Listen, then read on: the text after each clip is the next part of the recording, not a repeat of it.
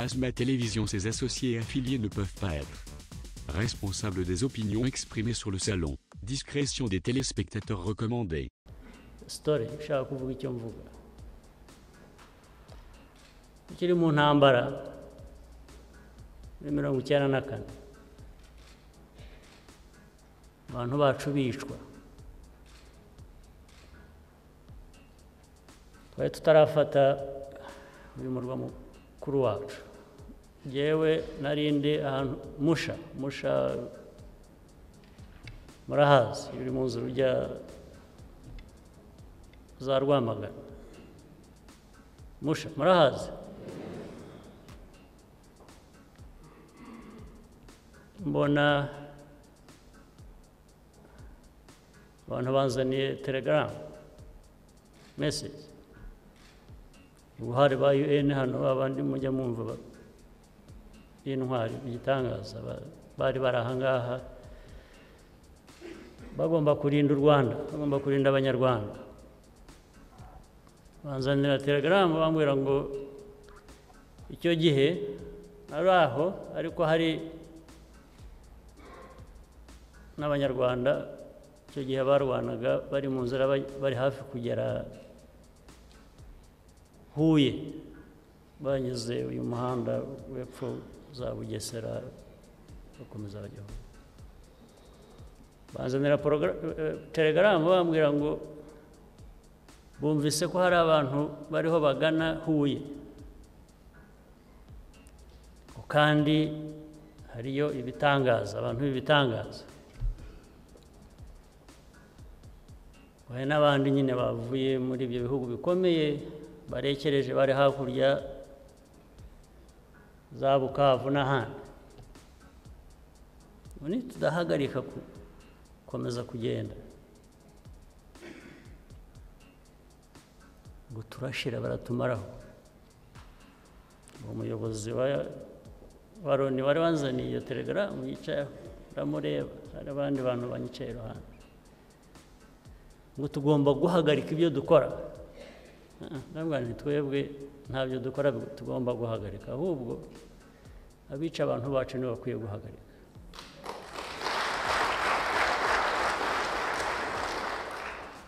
atari ko se ibyo uvuga urabizi ndabizi ahubwo niwe ugomba kuba utazi ibyo uvuga ati icyo mbivugira ati isi yose yahuruye ati ibintu biri hariya bibategereje ati ntawe uri busigare muri bo ndamubaza ntari ko ibyo uvuga uravuga abantu nkanjye bava amaraso nkanjye cyangwa ni abaturutse ahandi tutazi ndamubwira nti abajyaga Huye bari baruhutse bari bagiye no gutwara n'umwanya wundi bashobora no kujya n'ahandi ariko kubera ibi umbwiye nicyo ngiye kubikorera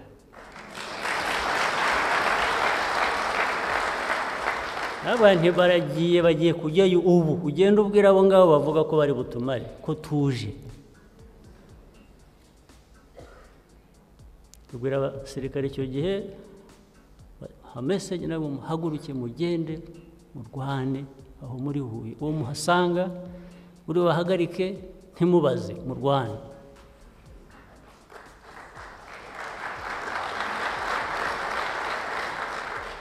niko byagenze baragiye babasangayo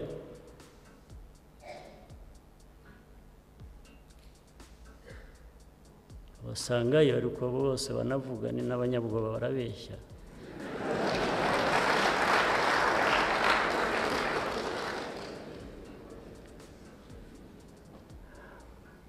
babumvise ko bahageze bari mu nkengero zaho batangira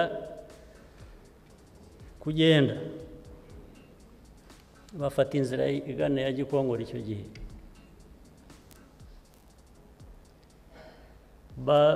baza no mu mamodoka yabo harimo abantu batwaraga harimo n'ingabo z'icyo gihe basanga roadblock mu nzira yavaga Huye ubu ngubu ijya Gikongoro ya kera. Abantu basirikare bacu barabahagarika, abo ngabo bagezeyo nyine. Abandi bashaka kuvamo bashaka kurwana, ariko mugenzi wabo arura agiye kubona abona konvoyi y'amamodoka yabo yose iri muri ambush y'abasirikare bacu, bari ready kubarasa.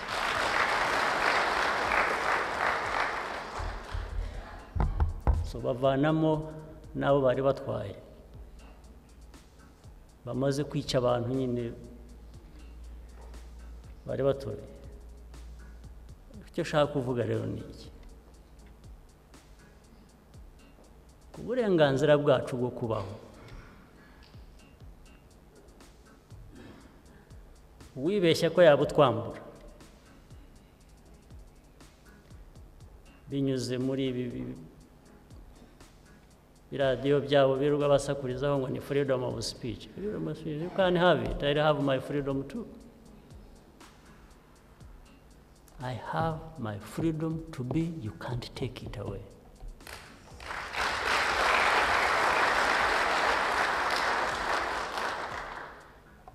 I'll manage my problems. Well, I'll also manage the ones you cause for me. There's no problem. But there is a line you can't cross. Ndabivuga ntyo, ndavuga abanyarwanda, ntabwo mvuga jewe, ndavuga abanyarwanda. Kandi nzi ko abanyarwanda harimo benshi bameze batyo, biteguye gukora ibyo ngibyo mvuga.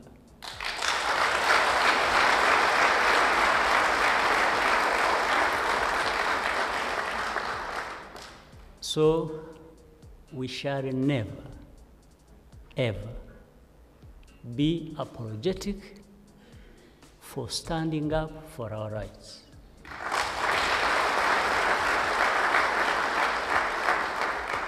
And there are no better people than us in our own country, in our affairs.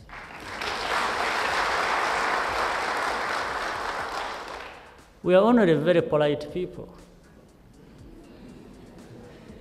Very polite, very humble. This is how we have grown up.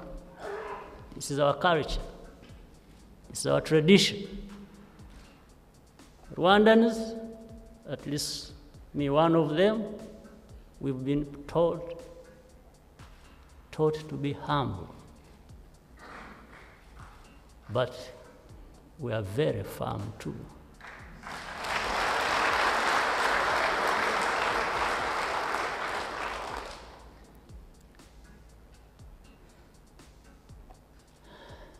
There's nobody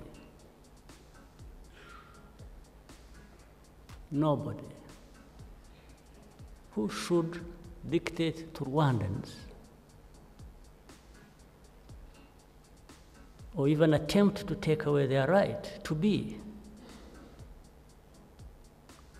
And nobody should tell Rwandans what to be. Of course, there are people who say, well, we give you our money, so we must tell you what to do and what to be.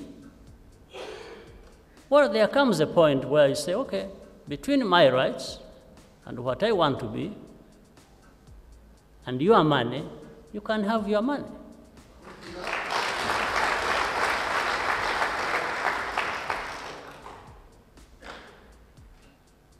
But of course, also that tells you the truth. The hypocrisy, the double standards, the lies. People tell you they give you their money because they are interested in your well-being. But I can't have my well-being without having my rights.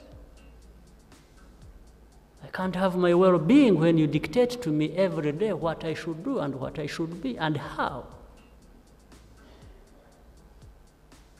So Rwandans, never apologize for who you are.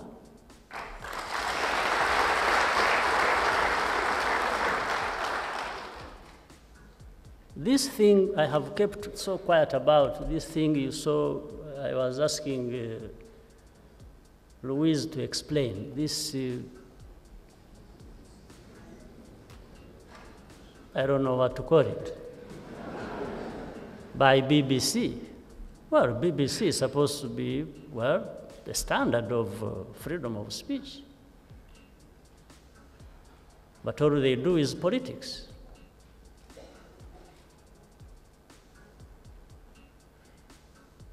They belittle people. We are not people to be belittled at all. They are no better than anybody.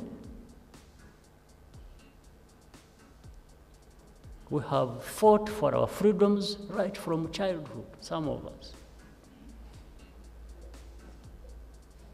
These people who just run around cannot, they, of course, in their culture, they are not humble.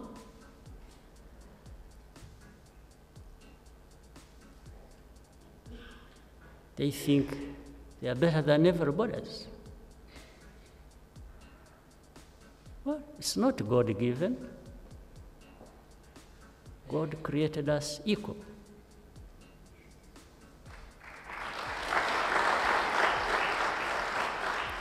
For these other gods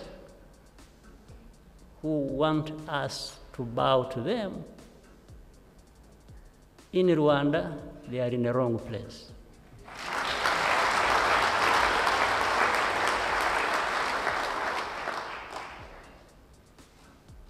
But you can't belittle a people.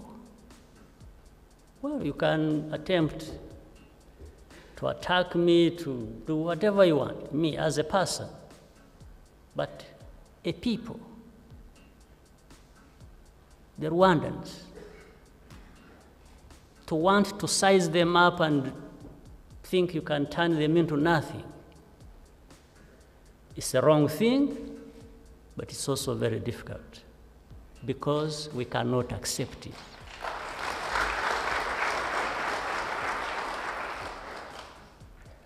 So, nagira ngo uyu mushyikirano turi hano bitancika kubibabwira.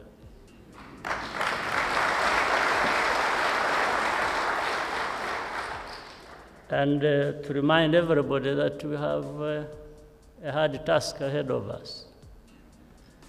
The situation gets better every day for all of us, but the tasks ahead get even harder for all of us. But there is a balance, because as it gets hard ahead of us, we have also built capacity and strength to deal with it.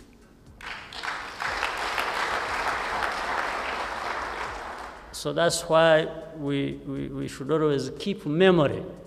We should not have short memories. We should always, as we move ahead, as we confront hardships ahead, we should always draw from the lessons learned in the past.